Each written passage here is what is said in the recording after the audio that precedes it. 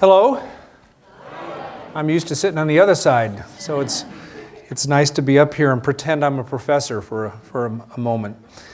Linda, thank you for inviting me, first of all, and congratulations on all your success. Linda and I first met when I was in Los Angeles, just after she came to Pepperdine, and boy, what a great run you've had. So congratulations. On a number of fronts, it's really fun to be here. I did go to Grazia Dio a long time ago, and so this trip was kind of an interesting trip for me. First of all, we did originally going to be in Los Angeles, which we still consider home, for spring break. Then, as Linda was kind enough to mention, our first grandchild, Finley Jane, was born on Saturday, so that worked out well. And then I have a chance to be here. And I must admit, thinking about 35 years in my career, and when I was here at Pepperdine, and where I was personally and professionally, and all that I've had the privilege to experience, it's actually been a little bit emotional. You know, I'm a kid off the boat. I'm an immigrant. My parents and I immigrated from Ireland. There was nothing in my background that would suggest I'd ever be doing anything like this. Back in 1979, when I got my degree in the Firestone Fieldhouse, I could never have imagined that I'd be running a Fortune 100 company and have the privilege, certainly, to run one as iconic as the Hartford. And of course, I had tremendous opportunities and experiences in the banking business, being involved in virtually every significant transaction that occurred, learning a lot, being very blessed to have a chance to lead change and transform an industry. And then when I decided to leave, I wanted a chance to run a company. I thought I was going to be off for quite some time, because you never know if the phone's going to ring. And the phone rang for the Hartford literally within 3 or 4 days of the press release going out saying that I had decided to leave the Bank of America. And as you may know, the Hartford had gone through some very significant issues. And I remember saying to myself, you know, should I do this? Can I do this? Can it be done? And I'll give you a little background on that in a moment. The financial crisis hit our company very, very hard, as it did many financial services companies, but ours particularly hard. And I remember my wife said to me, she said, you know, you said you want to be a CEO. You said you want to be a CEO of a large company. It's not like McDonald's or Goldman Sachs are going to call you. So either do it or be quiet. And what really attracted me to the Hartford was the tradition, the heritage, and the fact it is an iconic company. This is our 204th year. We're among the top 10 oldest companies in America, and we have been involved in, as Linda was kind enough to say, virtually every significant event in U.S. history. We insured Abraham Lincoln's home. We insured Robert E. Lee's home. So we have the ultimate Civil War hedge. Our company, it really hasn't missed much at all. But when I arrived, the reason I was hired was the Hartford was hit particularly hard by the financial crisis. I won't recite or repeat what that was. It was next to the Great Recession, both from my banking experience and at the Hartford, something we hopefully will never see again. Everything that could go wrong went wrong, and there are tremendous lessons from that I think we're still learning. But the Hartford was a company that was the last, really, other than AIG, of what's called a multi-line in insurance, a large property and casualty business and a large set of life businesses. And the Hartford had grown outsized in what was called a variable annuity business, took inordinate market risk and inordinate investment risk to support that business, and candidly had somewhat underinvested and neglected what is its crown jewel, which is its property and casualty business. But despite that, despite losing nearly $1 billion in 2009 and almost $3 billion in 2008, the company had a tremendously loyal employee base, partnership base, agents, brokers, broker-dealers. But it needed, I think, what the board thought I could bring, which was a fresh perspective, the ability to make tough decisions, and really restore the company to its glory, where it deserved to be. And I'm glad to tell you the end of the story, as we have. I'd like to share with you a few perspectives on a few of my learnings, because I think particularly those of you who are in school now, this is not the stuff you hear from your professors. You hear about doing finance equations and accounting and that kind of stuff, marketing, case studies. But that's not exactly how it works out there. What it really comes down to, I think, is values, ethics, and the ability and willingness to make decisions based on facts. Sometimes when you're not really sure what you're supposed to do. So when I looked at the Hartford and I decided to take the job, again, the company, there was a question about whether it was going to survive. That's why its survival and prospering now is so gratifying to me. And I would say this is the hardest thing I've ever done, personally, professionally, spiritually, physically, in any other dimension you want to say, but again, the most gratifying. So I attacked the problem really from three dimensions. First of all, we needed to stabilize and strengthen the company. So Hartford was a company that took TARP. It also had a significant investment from a large German insurer called Allianz. In other words, it had a lot of crisis capital. But in the first year, we attacked that and really restored the strength and stability of the firm. We were arguably the most successful offering to repay TARP. We repaid a lot of debt, and we've repaid totally the crisis capital from Allianz. Obviously, when you have a situation like that, where a company that went through that kind of crisis, especially one as venerable as the Hartford, the first thing you do is you look at the management team, and clearly changes needed to be made. Now, people usually in my circumstance would have blown it up, to use a trite phrase, just clean out management, bring in new management. I decided not to do that for a variety of reasons. First of all, I thought culturally the company could not have handled that kind of abrupt change. Secondly, while I am a financial services executive, I wasn't an insurance executive, so there was intellectual capital that I needed to preserve. While perhaps there were some things that weren't desirable to me, preserving that intellectual capital and attacking, rebuilding the management team on a more of an iterative basis, I think made sense and in retrospect was wise. Bring a new CFO in, Chief Financial Officer, to a CEO, that relationship is like no other. You have to have a great finance person, but you have to have a great partner with tremendous trust.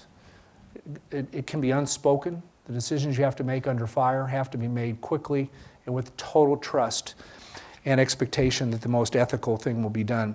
And then over the next 3 years, we totally rebuilt the management team to today, which I think we have, by most accounts, one of the better management teams, not only in the insurance industry, but financial services.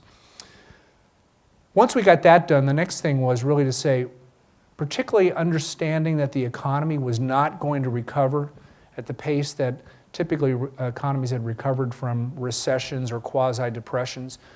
Most people were expecting 3 to 3.5% GDP growth. That was typically the pattern after these kind of recessions. That wasn't happening. It's not happening today, sadly. We could talk about that if you like. I have some strong views on why. But it became clear to us that we had to reevaluate our portfolio of businesses. Again, we're a large, complex company, $26 billion of revenue, 35,000 employees, and really not as focused as we needed to be. So working very closely with our board of directors, which again, I've also changed that out as well. Some of those directors that were party to the challenges are no longer with us. We have really outstanding board now. I think one of the lessons I'd share with you is the relationship between a CEO and a board of total transparency, particularly leading with the bad news, not just the good news, and I think you're reading more and more about that in the Wall Street Journal, New York Times today. That relationship is essential and has served us very well. We began an evaluation of the company in really the latter part of 2010. I joined the firm in September of 2009, really saying, what are the businesses that we should be in? In the midst of that, you may know, an activist investor, John Paulson, had his own view. So that was an interesting experience to go through. But again, I go back to the way I handled that and the way we handled that is every shareholder has a right to their views, his or her view. We looked at it intellectually honestly. I challenged our team several times, make his idea work. Turned out it didn't. I took a lot of flack for it not doing it, but we stood our ground, did the right thing. We proved to be right. But always coming from a position of intellectual honesty, not circling the wagons, being defensive, is important when you're a CEO or a senior executive in a company. I suspect being a professor or a business school dean as well.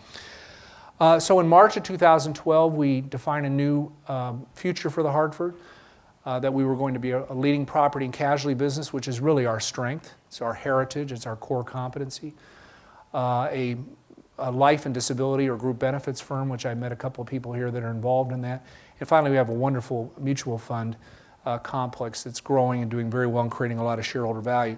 We selected those businesses really based on three things, and I think it's very important when you're a business executive to understand what are your defining principles in making decisions. And so we said, literally, we wanted to be in businesses where we had a leadership position where we could invest and grow. Secondly, we wanted to be in businesses that generated net positive capital, didn't consume capital, and net positive cash flow. And third, would lower the aggregate market sensitivity of the firm. In other words, we were trading at much too high a beta because of the sensitivity of our investment portfolio and our variable annuity book. So we were very decisive. We announced proactively up front that we were going to sell three businesses, a life insurance business, a retirement plans business, and a broker-dealer. Some questioned, why do that? Why not announce them one at a time? It would be less risky. My calculation was it's better to preserve value, to declare, create certainty and clarity. If you had done them one at a time, the other two businesses would have known it was inevitable anyway. You would have lost employees and destroyed value. So fortunately, we were very successful within a relatively short period of time, sold those businesses for very attractive terms, generated over $2 billion in net capital benefit to the company. And fortunately, all of our employees ended up employed with those three buyers, Prudential, Mass Mutual, and a division of AIG, which I was particularly proud of. That's consistent with the ethics and values of our company. But you know what I'm proudest of is when you have a 204-year-old company that candidly had been run as a series of silos where executives were more rewarded for what was good for them and for their business versus what was good for the aggregate enterprise. I'm proudest of, certainly we've had tremendous financial results, which I'll describe in a moment, but I am proudest, and I've said this in many interviews that I've done, about the culture change in the company. And I think it's important if you're going to change a culture from one of perhaps of indecisiveness, silos, lack of clarity on what winning is, that you define what your strategy is. And when I first came to the Hartford, my predecessor had a shelf, and there's probably this high of strategy decks, each about that thick, and there was a lot of dust on all of them. Which means that they were all rolled out with hoopla and never got executed. And so I'm proud that we have a one-page strategy. Our strategy is pretty clear. It's profitably grow the businesses that we're in. It's to further reduce the size and risk of our annuity risk, which we're successfully doing. And lastly, transform the company to make it work better, more efficiently, and more effectively, which includes investing a lot of money in technology. Our vision, that's our strategy. What do we want to be? We want to be an exceptional company that's celebrated for financial performance, for character, it's a very intentional word, and for a customer value. And we run the company against that vision and that strategy. Everything we do comes back to that. And then finally, our goal is to be a top quartile company as measured by total shareholder return over trend, the appreciation of the stock plus the dividend. And we're well on our way to accomplishing that. We focus on, I think this is very important, we focus on not only the what, we're accountable for results. That is our culture now. I see a couple of my teammates here, I think they would say the change in our company now about you don't just talk about activities, you talk about outcomes. We want outcomes, financial performance, customer value, employee engagement. We're pleased that despite all the change in the company, our employee engagement is top quartile. So we stack up in terms of how our employees feel about our company with all the change, all the adversity we've been through among the leading companies in the world around how our employees feel about us. But we also focus as much on the how. So getting the results and not getting them the right way is not acceptable in our company. And that's a change as well. We do want people to deliver outcomes, but we expect team behavior. No leader can do what's best for their business if it conflicts with what's best for the Hartford. We expect people to build partnerships, which includes respecting diversity, and inclusiveness. Partnerships with our distribution partners and our customers as well. And every day we want to win. We're not in this to be good. We're in this to be great. And I'd say that's candidly been a bit of a change for a 204-year-old company as well that might have been a little satisfied with just doing okay. So our vision is to be an exceptional company, and I'm pleased to tell you that last year, 2013, as I said a couple of months ago in announcing our fourth quarter and year-end results, really was a milestone year for our company on a lot of fronts. The company had a tremendous bottom line performance, making $1.7 billion in core earnings. Stock was up 62% last year after up 30-some-odd% the year before. Market capitalization of the firm bottomed out at about $7 billion, is now about $16 billion. And we're well on our way to being a top quartile performer. Risk of the firm is down, particularly in our Japan variable annuity risk is declining. We've managed that very nicely. And we have a tremendous amount of capital flexibility and a very strong balance sheet, having paid down further debt and just announcing a $2 billion capital management plan, largely in share repurchases, which are the most accretive thing we can do for our shareholders right now.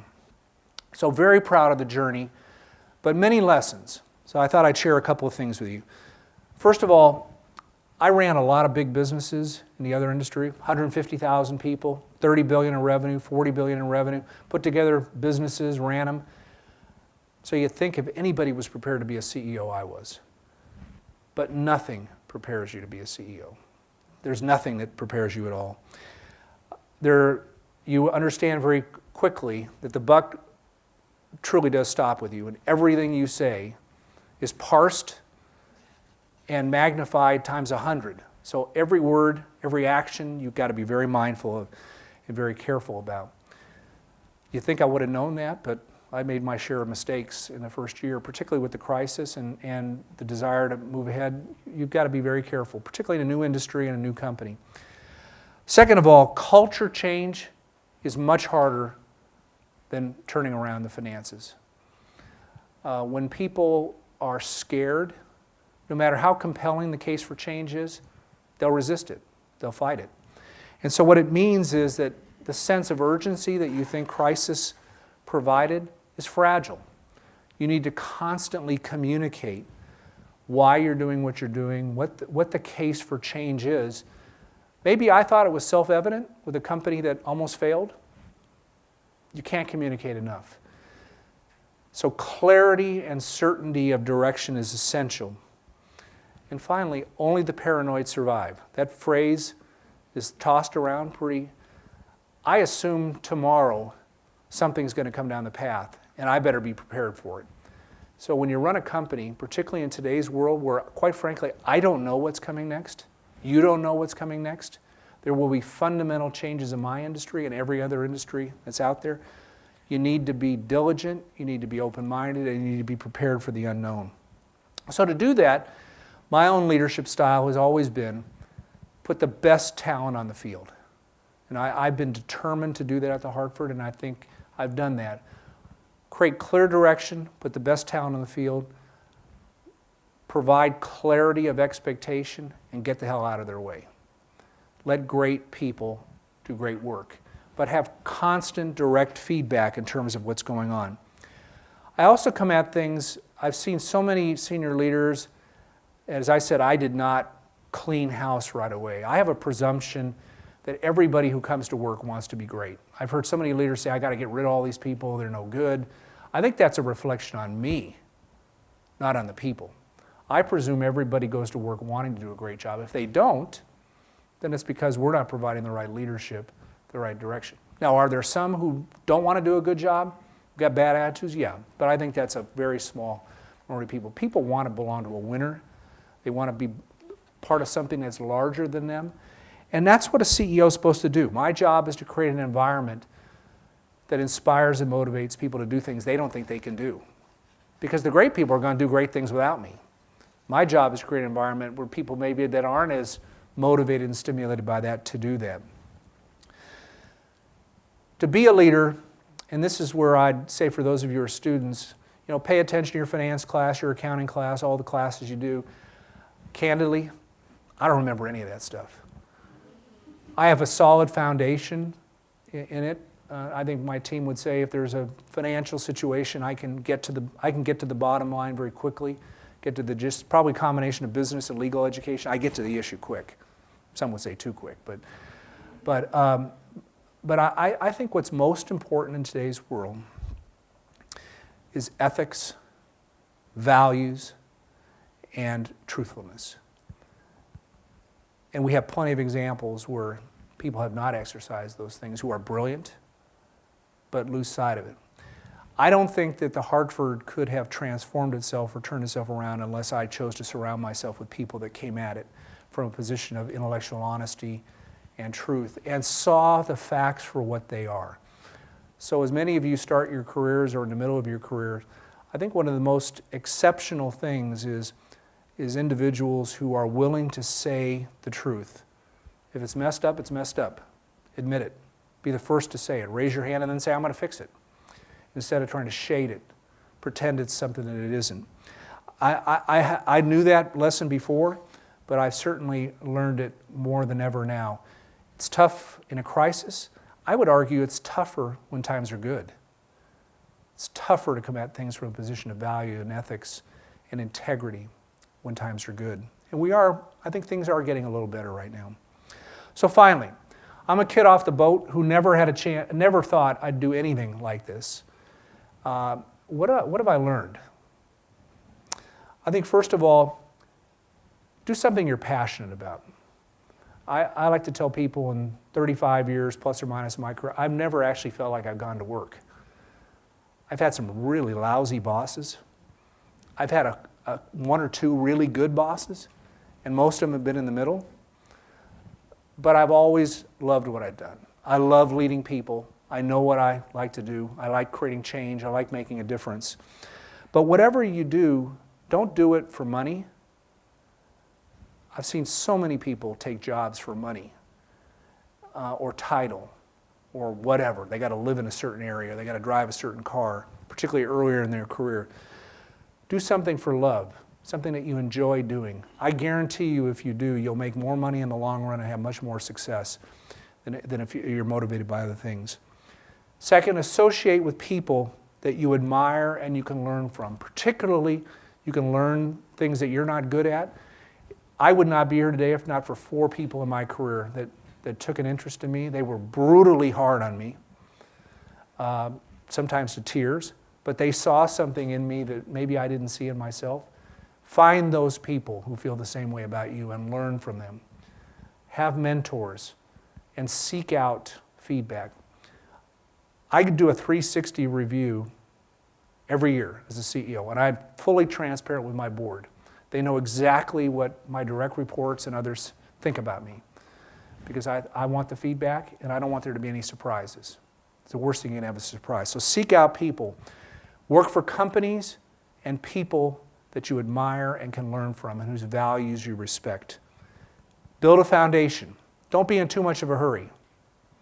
I've competed against people from Harvard, Stanford, University of Chicago, Pepperdine, many of them much smarter than me, to be quite frank. They'd get a higher score on the SAT or the GMATs or whatever. But that doesn't matter. What matters is, will you take personal risk? Do you have a foundation where you've learned lessons? It's like building a house. Do you have a foundation? Because if you have a solid foundation, you can build on that. If you have no foundation, it's going to crumble eventually. It will catch up to you. And I've seen that. Build a foundation. Get as much diverse experience as possible. That takes some personal risk. I've been very blessed in my career. I've run in financial services. Sometimes my own choice, a lot of times people chose for me. But I got a chance to run virtually every kind of business there was in the banking business. And I wouldn't be the CEO of the Hartford without that breadth of experience. And it's given me the ability to be dispassionate about things when others get emotionally attached to things. And if there's anything in business you need these days, is you got to care about people, but you have to be dispassionate about business decisions. Because facts, if you don't make them, they'll get somebody who will. And you need to be the one making those decisions. Finally, treat people with respect. You don't have to succeed at anybody else's expense. I think in my career, people that know me say I succeeded and others succeeded with me. That's what leaders do. Ethics, truth, and values, and have a clear sense of your personal priorities. For me, you might be surprised. People are always surprised when I say this. My priority is not my job. I have a pretty cool job. People would say, "Gosh, you've made it." My priority is my family. And so when that doesn't mean I don't work hard. I work harder than probably all you combined. But when it comes down to the short strokes, I will choose my family before I'll choose my job. And there have been many times in my career that I've had to make that choice, and I've done it, and I think it served me well. I see a lot of folks who don't have clarity on their priorities and make bad decisions as well, and then they lose what's most important, which is those relationships. Maybe they gain a short-term thing in their career, but if you don't have family and friends, the rest of it doesn't matter. Linda, thank you very much for having me. It's a pleasure to share my experiences, and I'd be happy to take your questions. Thanks a lot.